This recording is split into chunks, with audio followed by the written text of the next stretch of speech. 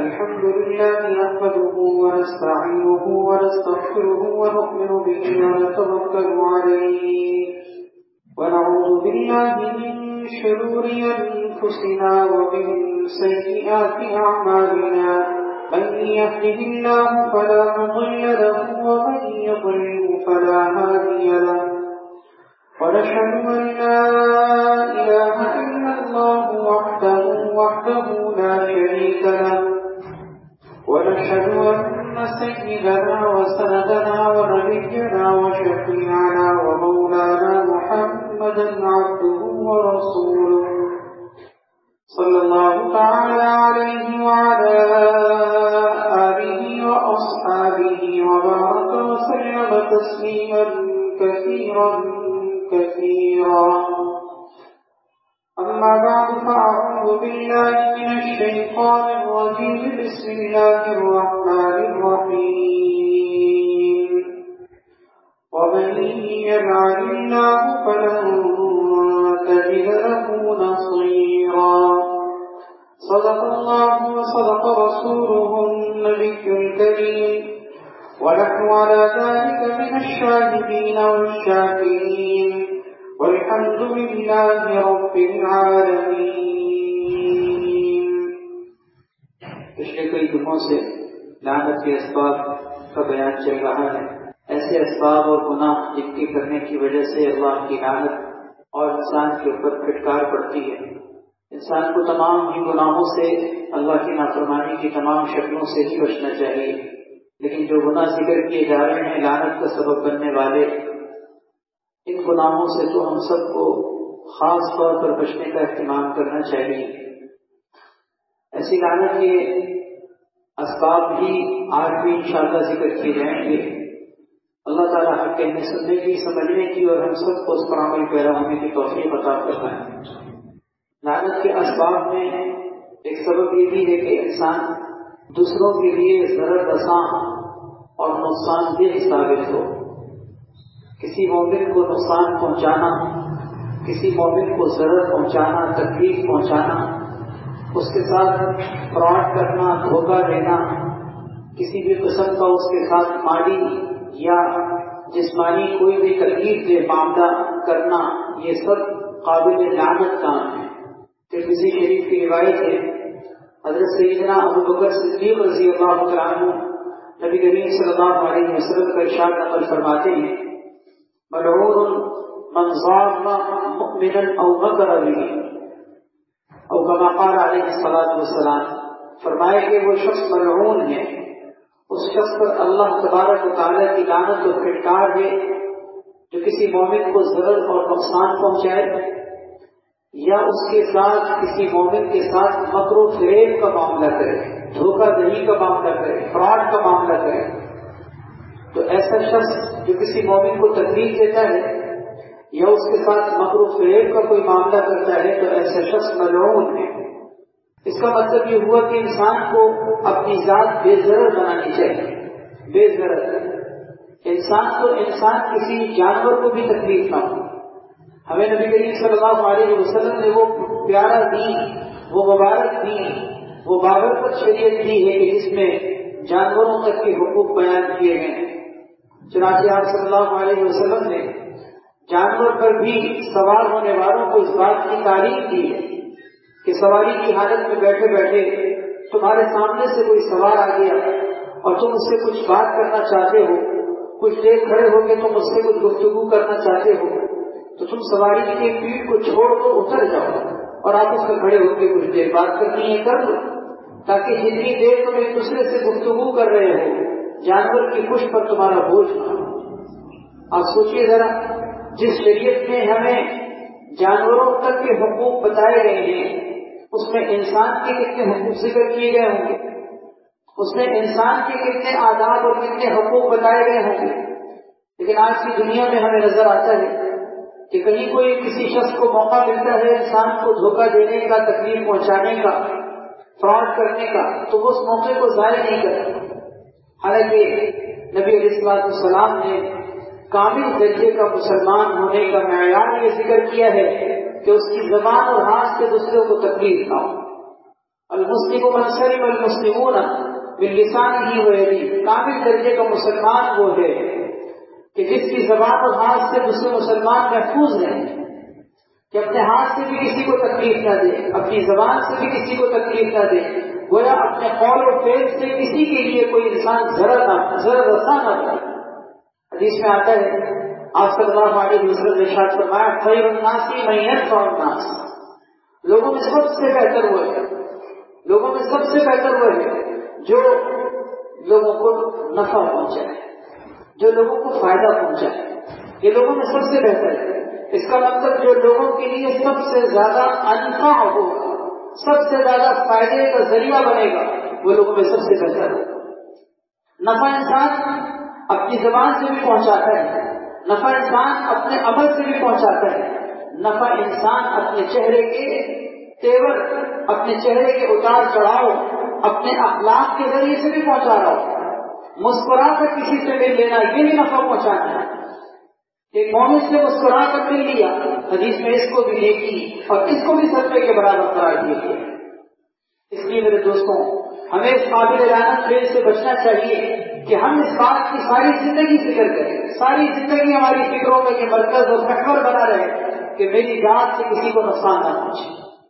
ضروری نہیں کہ وہ ایک اجنبی ہوگی جس سے مجھے نقصان نہ پہنچے، ہمارے اپنے پیاروں کو بھی نقصان نہ پہنچے، ہمارے اپنے عزیزوں کو بھی نقصان نہ پہنچے، ہمارے اپنے گھر والوں کو بھی نقصان نہ پہنچے۔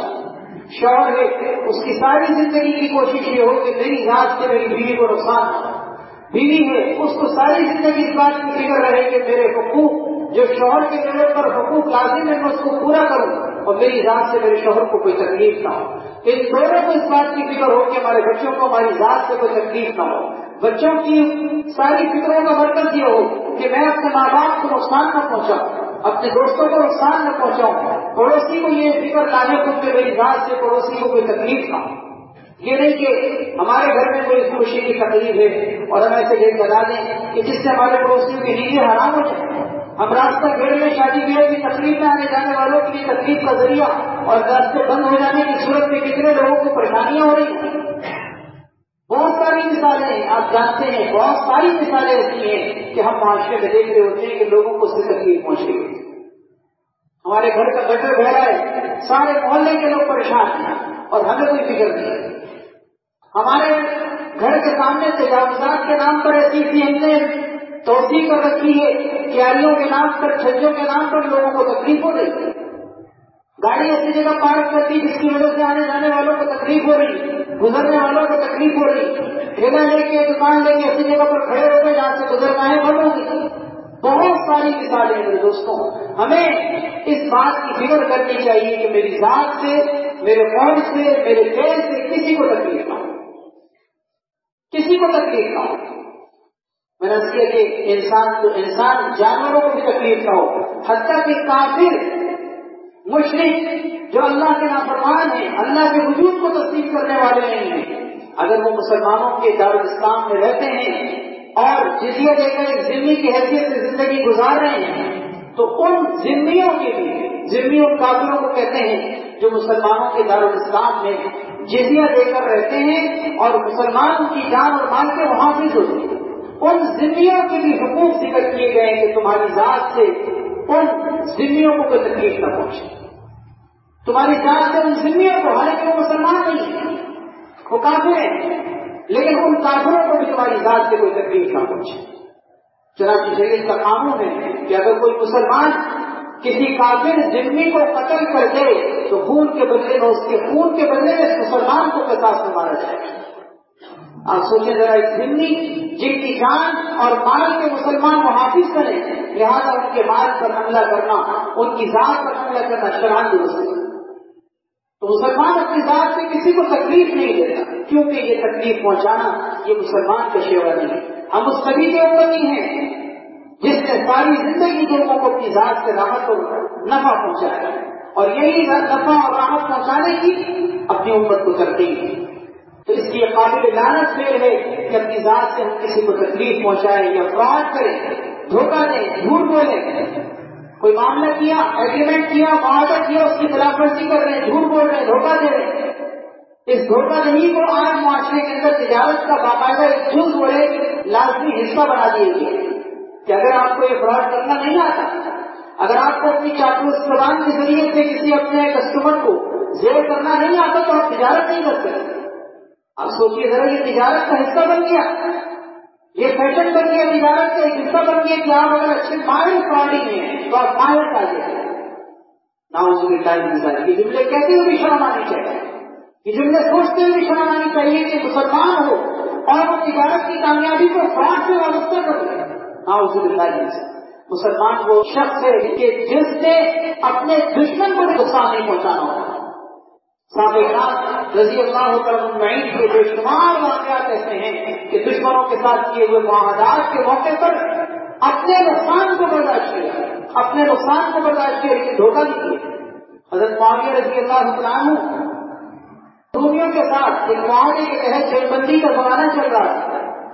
جنگ بندی کی ایک خاص مدت پوری ہونے والی تھی، جیسے عیسائی کے طور پر آج رات کو اگر مثلاً یہ جنگ بندی کی مدت پوری ہو رہی تو وہ دن جو آنے والا تھا، حضرت معاویہ رضی اللہ عنہ نے موقع سے فائدہ اٹھایا، موقع سے فائدہ اٹھایا۔ مشکات شریف کی روایت ہے کہ اپنی فوجوں کو لے کر رومیوں کی سرحد کی طرف پیش قدمی شروع کر دی۔ حالانکہ رومیوں کے ساتھ جنگ بندی کا معاہدہ چل رہا تھا، وہ دوران یہ چل رہا تھا کہ جس میں جنگ بندی ایک دوسرے پر اٹیک کرنا، ایک دوسرے کی طرف پیش قدمی کرنا ہونا، اور یہ باقاعدہ ایگریمنٹ تھا، معاہدہ تھا۔ حضرت معاویہ رضی اللہ عنہ نے سوچا کہ بھئی ہم حملہ تو نہیں کر رہے، لیکن ہم رومیوں کی سلطنت کی جو سرحد ہے اس سرحد پر جا کر اپنی فوجیں ڈال دیتے ہیں اور بے خبری میں غفلت میں اگلی صبح جیسی مدت ختم ہو گیا حملہ کر دیتے ہیں۔ اب وہ اپنی فوجوں، اب اس وقت وہ اپنی تیاری کے مراحل میں نہیں ہوتے تو اس موقع بڑا فائدہ ہو، چنانچہ ایسا ہی کیا کہ اپنی فوجوں کو لے کے پیش قدمی کی اور دشمن کی سرحدوں کی ابتدا میں جا کر کھڑے ہو گئے۔ جہاں مدت پوری ہوئی وہاں حملے کرنے کے اندر ڈال دی فوج۔ اس کے بعد پھر آتا ہے کہ علاقے کے علاقے فتح ہونے شروع ہو گئے، علاقے کے علاقے فتح ہونے شروع ہو گئے اور فتح کے نصرت کے جھنڈے گاڑتے ہوئے وہ آگے بڑھنے لگے، بڑھتے رہے۔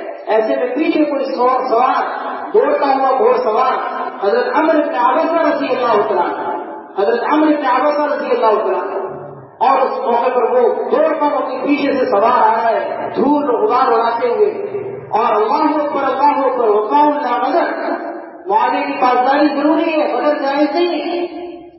تو پریشان کہ کون آ رہا ہے، آنے لیا، پوچھا کیا ہوا، صحابی رسول حضرت عمرو بن عبسہ رضی اللہ تعالیٰ، کہا کیا ہوا، کہا میں نے اپنے پیارے نبی صلی اللہ علیہ وسلم سے ایک حدیث سنی ہے، میں آپ کو وہ حدیث سنا۔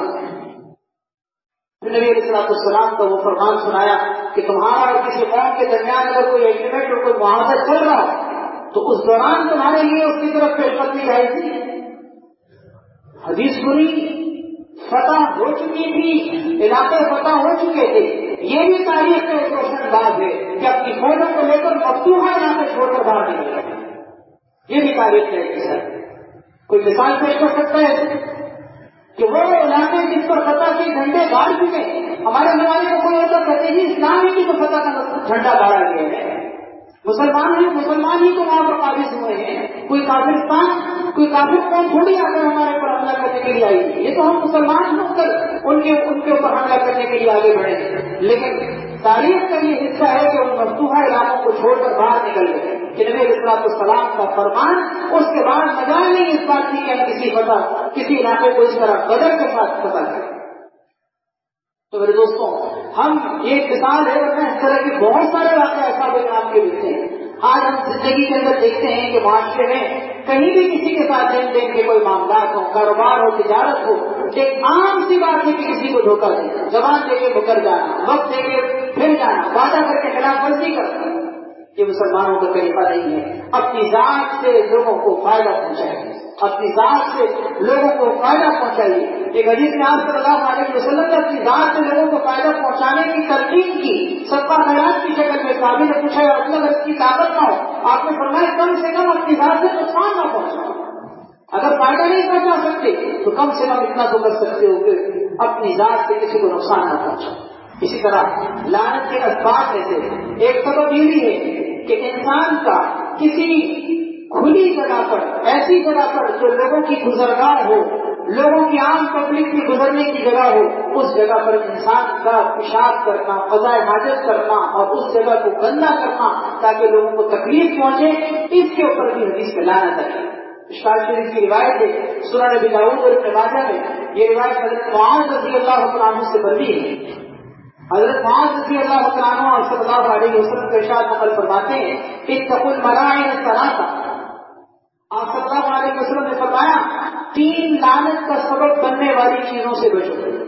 نمبر 1 البراز فی الموارد، پانی کے گھاٹ پر جہاں لوگ پانی پیتے ہیں، مویشی لے کر کنویں کے پاس آنا، چشمے کے پاس آنا، لوگوں کا طریقہ ہوتا ہے کہ لوگ اپنے مویشیوں کو لے کر، جانوروں کو لے کے پانی کے گھاٹ پر اترتے ہیں، وہاں خود بھی پانی پیتے ہیں، اپنے مویشیوں کو بھی پانی پلاتے ہیں۔ فرمایا کہ ان پانی کے گھاٹ پر کسی کنویں یا کسی نہر یا کسی چشمے کے پاس انسان کا پیشاب کرتا ہو، قضاء حاجت کر کے فارغ ہونا، فراغت حاصل کرنا، آپ صلی اللہ علیہ وسلم فرمایا کہ اس کے کرنے والے پر لعنت، اس لیے یہ لوگوں کے لیے تکلیف کا ذریعہ بنا، یہ لوگوں کے لیے تکلیف کا ذریعہ بنا۔ وہ جگہ جو مویشیوں کی اور انسانوں کے فائدہ حاصل کرنے کی جگہ تھی، اس نے اس جگہ کو گندا اور پلید کر دیا۔ دوسری چیز آپ صلی اللہ علیہ وسلم نے فرمایا وفی قارعۃ الطریق، وفی قارعۃ الطریق کہ راستے کے بیچ میں انسان کا قضاء حاجت کرو، کہ گزرگاہ لوگوں کے متاثر ہے، لوگوں کو گزرتے ہوئے تکلیف ہوگی، ٹھیک ہے اس جگہ پر بیٹھنا نہیں ہے کسی نے، لیکن گزرتے ہوئے انسان کی جو نگاہ پڑے گی اس سے بھی اس کو تکلیف ہوگی۔ کوئی راستے میں کوئی گزار چیز پڑی ہو، گندی چیز پڑی ہو، انسان اپنی نگاہیں پھیر لیتا ہے، اگر بدبو اٹھ رہی ہو تو انسان اپنی ناک پہ کپڑا رکھ دیتا ہے، یہ بھی تکلیف کا ذریعہ۔ تو یہ شخص راستے کے بیچ میں یہ کام کر رہا ہے، یہ شخص کے قابل لعنت کام کر رہا ہے۔ تیسری چیز آپ صلی اللہ علیہ وسلم نے فرمایا اور پھر کسی سایہ دار درخت کے نیچے انسان کا قضاء حاجت کرنا، اس پر بھی لعنت ہے۔ تینوں چیزوں میں آپ دیکھیے ایک ہی چیز کہ ایسی جگہ پیشاب کرنا، قضاء حاجت کرنا، ایسی جگہ گندگی ڈالنا، ایسی جگہ انسان کا فراغت حاصل کرنا کہ جو جگہ لوگوں کے بیٹھنے کی ہے، لوگوں کی گزرگاہ چلنے کی ہے، لوگوں کے فائدہ حاصل کرنے کی، کہ پانی پینے کی، اپنے مویشیوں کو پلانے کی ہے، اس جگہ پر انسان کا گندگی ڈالنا، فرمایا کہ ان تینوں کاموں پر کرنے والے کے لیے بتانا۔ تو یہ تینوں کام تو ہیں ہی قابل لعنت، یہ تینوں جگہ تو ہیں ہی قابل لعنت۔ حضرات محدثین نے اس حدیث کی روشنی میں بات ذکر کی ہے کہ ان 3 جگہوں کے ساتھ یہ مسئلہ خاص نہیں، بلکہ اس حدیث کا مطلب یہ کہ کسی بھی ایسی جگہ انسان کا فراغت حاصل کرنا، گندگی ڈالنا، کسی ایسی جگہ انسان کا اس طرح کے کاموں میں لگنا کہ لوگوں کے لیے تکلیف میں بنے، یہ بھی معاشرتی حقوق کی کھلی خلاف ورزی ہے، لوگوں کو تکلیف پہنچانا۔ اور اسی کی روشنی میں یہ بات ذکر کی گئی، آج کل ٹوائلٹ ہوتے ہیں، بیت الخلا ہوتے ہیں، باتھ روم ہوتے ہیں، ان کے اندر بھی انسان اگر جاتا ہے فراغت حاصل کرتا ہے تو پانی بہانا اور اس جگہ کو جس حالت میں آپ نے پایا تھا اس حالت میں چھوڑ کر آنا، یہ ضروری ہے، آپ کی ذمہ داری ہے۔ خاص طور پر جو پبلک ٹوائلٹ ہوتے ہیں، خاص طور پر جو عام بیت الخلا ہوتے ہیں، کتنی گندی عام طور پر صورتحال ہمارے معاشرے کی نظر آتی ہے کہ بیت الخلا میں داخل ہو تو انسان اپنی نظریں پھیرے، اپنی ناک پہ کپڑا رکھتا ہے اور پیچھے ہٹتا ہے کہ وہ جگہ استعمال کے قابل نہیں، انسان ایک دروازہ چھوڑے، دوسرا دروازہ کھولے، دوسرا چھوڑے، تیسرا کھولے۔ آپ سوچیں کرنے والے کون ہیں؟ یہ ہمارے جیسے انسان ہوتے ہیں، لیکن کیا اپنا فائدہ حاصل کر کے چھوڑ کے چلے نہ اس کے ساتھ، یہ وفات پرستی نہیں، خود غرضی نہیں، اس سے کوئی غرض نہیں کہ میرے بعد سے یہاں پر کوئی آئے، اس سے کوئی غرض نہیں کہ یہاں پر کسی اور میں بھی آ کر فائدہ حاصل کرنا ہے، اس تکلیف سے، اس اذیت سے نجات حاصل کرنے کے لیے انسان وہاں جاتا ہے۔ لیکن جب انسان اس حالت میں اس جگہ کو دیکھتا ہے تو ایک تو اس موقع میں اس کو تقاضے کی شدت ہو اور پھر وہ اس طرح کا منظر دیکھے اس کو کتنی تکلیف ہو۔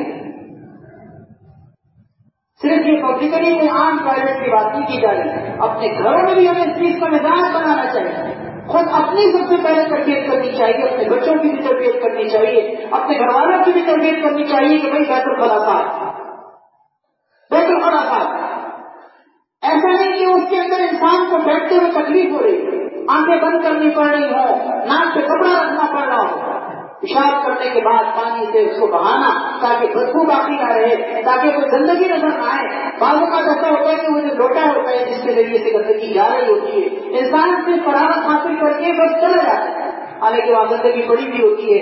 اگر ایک لوٹا انسان پانی بھر کے بہا لے گا تو اس کا کوئی ٹائم زیادہ نہیں لگے گا, لیکن وہ جگہ صاف ہو جائے گی اپنے بندے کے لیے اچھی حالت میں ہو جائے گی.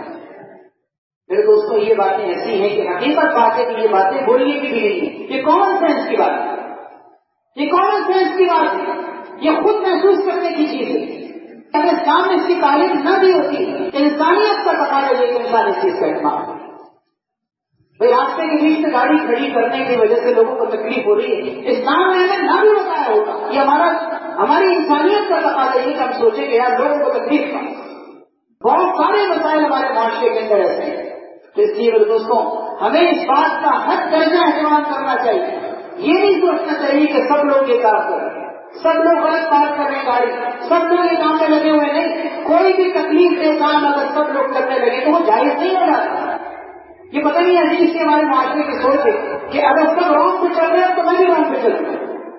ایک چھوٹے سے یوٹرن سے واپس آنے کے لیے, بچنے کے لیے ہم رونگ پہ چل رہے ہیں. اور کوئی پوچھے تو کیا کہتے ہیں, بھائی سب جا رہے ہیں, اس کا مطلب یہ ہو کہ سب اگر کنویں میں کھولیں گے تو میں بھی کھولوں گا.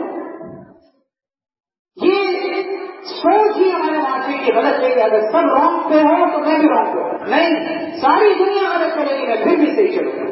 اس لیے مجھے اپنے اصول پر رہنا ہے, مجھے اپنے اسلام کی بتائی ہوئی تعلیم پر کاربند رہنا ہے, مجھے اپنے اسلام کے مطابق عمل کرنا ہے. مجھے اس چیز سے کوئی غرض نہیں کہ لوگ کیا کریں. اللہ تعالیٰ سب کو سمجھنے کی توفیق ہے. یہ قابل لعنت کام ہے کہ انسان کسی ایسی جگہ قضاء حاجت کر رہا ہے, کسی ایسی حالت میں قضاء حاجت کر رہا ہے کہ وہ لوگوں کے لیے تکلیف دہ بن رہا ہو, لوگوں کے لیے پریشان کن بن رہا ہو. اس لیے بیت الخلا کو استعمال کر کے اس کو اس حالت میں چھوڑ کر جائے کہ باہر سے دوبارہ کوئی آنے والا اس حالت میں اس کو تکلیف تھا. المسلم والسلم المسلمون من لسانه ويده, کامل درجے کا مسلمان وہ ہے جس کی زبان اور ہاتھ سے دوسرے مسلمان بنتے ہیں. حضرت مفتی شفیع صاحب رحمۃ اللہ علیہ ایک شعر بڑا پیارا بڑا کرتے تھے.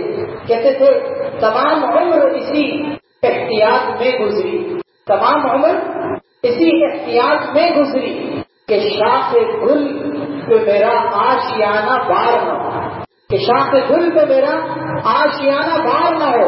یعنی میں تمام عمر اسی احتیاط سے گزارتا ہوں کہ کسی شاخ گل پہ رکھا ہوا میرا آشیانہ کسی پر تکلیف کا باعث نہ بنا.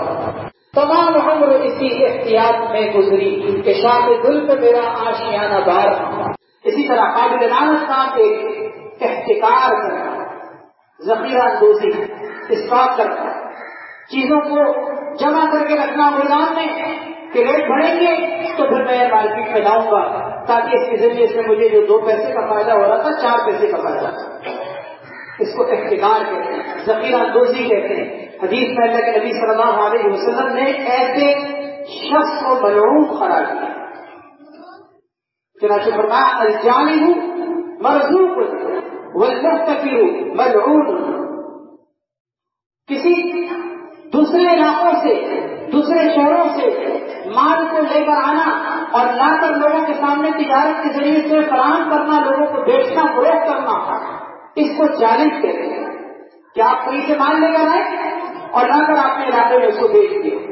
جیسے تجارت میں ہوتا ہے کہ میں مال جا کے پرچیز کر کے لاتا ہوں اور لا کے لوگوں کو فراہم کرتا ہوں, تو میرے ذریعے سے معاشرے کے اندر یہ چیز لوگوں کو مل رہی ہے. فرمایا اس کو اللہ کی طرف سے رزق دیا جاتا ہے, اس کے کاروبار میں برکت ہوتا ہے, کیونکہ یہ لوگوں کی نفع آسانی کا کام کر رہا ہے. مثال کے طور پر آج کی شاپ کی جتنی دکانیں ہیں یہ ہمارے معاشرے کی ضرورت پوری کر رہی ہے.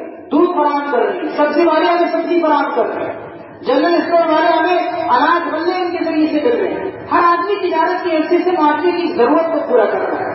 حدیث کے مطابق یہ ظالم ہے اور ان کو اللہ کی طرف سے رزق میں برکت دی جاتی ہے, رزق میں برکت دی جاتی ہے. لیکن دوسری طرف جو محتکر ہے, ذخیرہ اندوزی کرنے والا کہ ابھی اس کے ریٹ میں گودام میں رکھوں, ہو سکتا ہے 1 مہینے کے بعد اس کے ریٹ بڑھ جائے.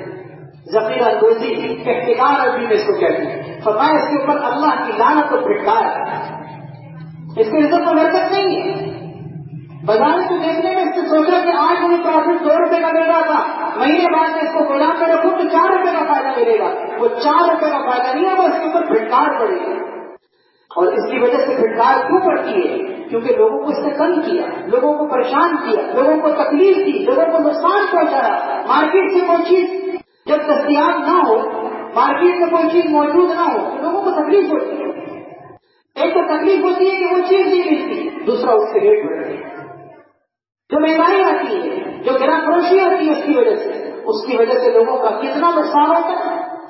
ایک چیز ان کو دستیاب نہیں ہوئی، دوسرا اس چیز کے ریٹ بڑھ گئے اور مہنگائی کا جو ایک طوفان آیا اس سب کا بوال اس شخص پر ہے کہ جس نے یہ کام کیا. آج ہمارے بڑے بڑے مدرسے بیٹھے ہیں جو اس طرح کے اسٹاک کرنے کا کام کر رہے ہیں اور مصنوعی قلت پیدا کر کے، مصنوعی بحران پیدا کر کے چیزوں کی قیمت بڑھا ہے. کتنے ہی ایسے ہیں آپ کو معاشرے کے اندر پتہ ہے یہ کام ہو رہا ہے. اس وقت بھی ملک کے اندر جو اقتصادی صورتحال ہے کہ اس وقت یہ کہا جا رہا ہے کہ دعائیں کرو پاکستان کے لیے کہ دیوالیاں نہ ہو، ڈالر کے ذخائر ختم ہو چکے ہیں. یہ صورتحال ہو چکی ہے کہ اس وقت دیوالی ہونے کا خطرات پیدا ہو رہا ہے. اس کے بھی بہت سے اسباب ہیں. سب سے بڑا سبب تو میں نے پہلے بھی عرض کیا تھا کہ سود ہے. اقتصادیات کا جو جنازہ نکلتا ہے حدیث کے مطابق وہ کی سب سے بڑی وجہ سود ہوتا ہے. سود بھی ہمارے معاشرے کا بہت بڑا رول ہے، لیکن اس کے دیگر اسباب میں ایک سبب یہ ہمارے ذخیرہ اندوز قسم کے لوگ ہیں. ڈالروں کو بھی ذخیرہ کر رہے ہیں، چیزوں کو بھی ذخیرہ کر رہے ہیں، بحران پیدا کر کے چیزوں کی قیمتیں بڑھا دیں. اپنی جیب بھر جائے بھلے بھاڑ میں جائے. یہ جو خود غرضی کی زندگی ہے نا کہ میری جیب بھر جائے باقی سب لوگ بھاڑ میں چلے گئے. ایسا شخص خود بھاڑ میں جاتا ہے، کوئی بھاڑ میں نہیں جاتا. ایسا شخص خود بھاڑ میں جاتا ہے، اس کی تجارت بھاڑ میں جاتی ہے، اس کی دنیا اور آخرت دونوں بھاڑ میں چلے جاتے ہیں. اس لیے کہ وہ لوگوں کو نقصان پہنچا رہا ہے. اور میں نے جو حسیہ سے ترمذی کی روایت ایسا شخص قابل لعنت سے پٹائے اس شخص پر جو لوگوں کو نقصان پہنچائے اور اس کے ساتھ فراڈ کرے. اس لیے انسان کو خود غرض نہیں ہونا چاہیے، مفاد پرست نہیں ہونا چاہیے. جذبہ ایثار یہ بھی تو کوئی چیز ہے کہ میرا پیٹ بھرے نہ بھرے، میرا بھائی کا پیٹ بھرے. میں بھوکا رہوں یا نہ میرا پیٹ بھرے، میرا بھائی بھوکا نہیں رہنا چاہیے. وَيُؤْثِرُونَ عَلَىٰ أَنفُسِهِمْ وَلَوْ كَانَ بِهِمْ خَصَاصَةٌ. سورہ حشر میں اللہ تعالیٰ نے اپنے مومن بندوں کی ایک خصوصیت ذکر کی ہے، ایک خاص صفت ذکر کی ہے کہ وہ اپنے نفسوں پر دوسروں کو ترجیح دیتے ہیں اگرچہ ان کو خود فقر و فاقے کا سامنا کیوں نہ. یہ آیت کب نازل ہوئی تھی؟ ایک مہمان جس کو اللہ کے نبی صلی اللہ علیہ وسلم نے فرمایا تھا کہ اس کی کون میزبانی کرے گا. صحابی رسول اپنے گھر لے کر گئے، کھانا وہی تھا جو ان کے تھوڑا سا اپنے بیوی اور بچوں کے لیے تھا، لیکن بیوی کو ترغیب کی کہ بچوں کو سنا دینا اور ہم بیٹھ کر ہاتھ دلاتے رہیں گے، تم دیا نہیں کرنے کی غرض سے اٹھنا اور اس کو بھی بجھا دینا تاکہ اندھیرے میں پتہ ہی نہ چلے کہ کون کھا رہا ہے، ہمارے مہمان کا پیٹ بھر جائے. یہ منظر اللہ تبارک و تعالیٰ کے سامنے تھا. اللہ نے دیکھا، اللہ نے قرآن کی آیت اتار دی. قیامت تک ان لوگوں کی تعریف ہم قرآن میں پڑھ رہے ہیں. نبی علیہ السلام نے صبح کے وقت میں جب آئے تو کہا کہ تمہاری ادا اللہ کو پسند آ گئی، تمہاری ادا اللہ کو پسند آ گئی. اللہ نے قرآن بنا کر اتار دیا. سورہ حشر پڑھی ہے پہلے رکوع کے اندر اللہ تعالیٰ فرما رہے ہیں وَيُؤْثِرُونَ عَلَىٰ أَنفُسِهِمْ وَلَوْ كَانَ بِهِمْ خَصَاصَةٌ. یہ وہ مومن لوگ ہیں جو اپنی ذات پر دوسروں کو ترجیح دیتے ہیں بھلے خود فقر و فاقے کا شکار ہیں. بچے بھوکے سو گئے اور اللہ کے نبی کے مہمان کا پیٹ کس طرح بھر رہے ہیں کہ خود نوالا چبانے کے لیے منہ چلا رہا ہے. اندھیرا بھی کر دیا تاکہ نظر نہ آئے، اس کو سبکی محسوس نہ ہو، یہ نہ احساس ہوتی کہ میرا میزبان نہیں تھا. سلام ہے صحابہ کا، اللہ ان کے درجات کروڑوں درجے میں بلند کرتا ہے. جن لوگوں نے ایسی مثالیں پیش کی کہ اللہ کی عزت و جلال کی قسم قیامت تک ایسی کوئی نظیر نہیں پیش کر سکتی. آج ہم ایسے ہیں کہ جی میری جو بھر جائے، میرا پیٹ بھر جائے، میرا فائدہ ہو، میں پلتا بھرتا رہوں، موٹا ہوتا رہوں، بھلے میرا بھائی بھاڑ میں جائے. اور بھائی پڑوسی کی بات نہیں کر رہا، اپنے خونی بھائی اپنے خونی رشتوں کو لوگوں نے پیچھے چھوڑ دیا. ایک بھائی زکات اپنی آنکھوں سے رہے اس منظر دیکھیں، ایک بھائی زکات دے رہا ہے، ایک بھائی زکات لے رہا ہے. ایسی صورت آ ہے اور اس بھائی کو بھی زکات دینے والا ہے. یہ بتانا پڑتا ہے کہ بھائی اپنے بھائی کا خیال رکھو، تمہارا بھائی زکات کا مستحق ہے، تم دنیا میں تقسیم کر رہے ہو. یہ اپنی آنکھوں کا مشاہدہ میں بتا، ساری دنیا میں تم راشن تقسیم کر رہے ہو، تمہیں پتا ہے تمہارا بھائی بھی زکات وصول کر رہا ہے، تم نے اس کا خیال رکھا صرف اس وجہ سے کہ جی وعدہ ہوگی اور لوگ جو ہے کیا کہیں گے. اللہ تعالیٰ بنا دے خود غرض نہ بنائے. میرے دوستوں خود غرضی کی زندگی جانوروں کی بھی زندگی نہیں ہوتی, جانوروں کی بھی زندگی نہیں ہوتی. جانور بھی اگر ہوتے ہیں تو گروپ کی شکل میں بہت سے ایسے جانور ہیں کہ اگر وہ شکار ملتے ہیں آوازیں دیتے ہیں, سب جانور جمع ہوتے ہیں گروپ کی شکل میں.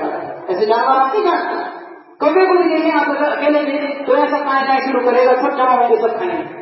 ہماری زندگی جانوروں سے بھی نہیں گزری ہے, جانوروں سے بھی نہیں گزری. ایسا نہیں ہونا چاہیے. یہ خود غرضی کی زندگی ہمیں دنیا میں بھی سکون سے نہیں جینے دیتی. اللہ نے ہمیں انسان بنایا, اللہ نے ہمیں مسلمان بنایا, اللہ نے اپنے نبی کی امت میں پیدا کیا. وہ نبی جو نبی آخر الزمان رحمت للعالمین, جس نے پتھر کھا کر بھی دعائیں دی ہیں, جس نے لوگوں کو نفع پہنچانے کے لیے اپنے جسم پر رحمان ہو کر اپنے دشمنوں کو بھی فائدہ پہنچایا. اللہ پاک ہم سب کو سمجھنے کی توفیق عطا فرمائے, خود غرضی کی زندگی سے اللہ میں نکلنے کی توفیق عطا فرمائے. آخر دعوانا الحمدللہ.